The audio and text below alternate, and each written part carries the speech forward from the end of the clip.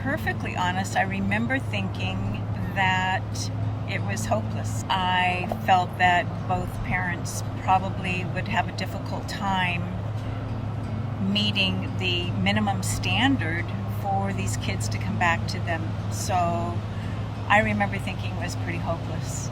The case progressed slowly, and mom was pretty much out of the picture. It was just dad finally became engaged and got treatment, in-house treatment, and he worked very hard, and it started up with supervised visits, and the kids were in several different foster care situations, very difficult on these kids, and they ended up with a grandparent who was wonderful with the kids. But mom was still not engaged, and she, out of the blue, called me one day. I'd left several messages for her. Out of the blue, called me one day, and she wanted to go to treatment and wanted the kids back. And so we talked about that.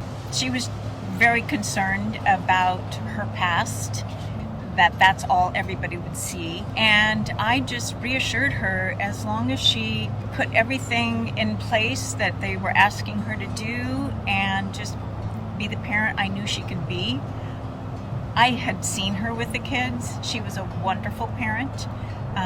It just really took her getting clean and having the confidence to keep it going.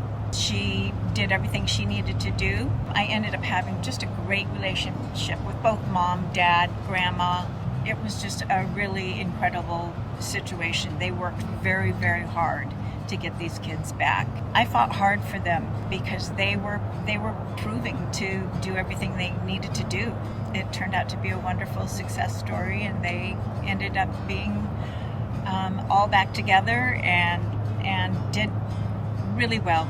And I ended up staying in contact with them for quite some time. I am so proud of them at how hard they worked and how hard they continue to work to make sure that the kids are taken care of and they know that they're loved and cared for, and they truly are very well cared for.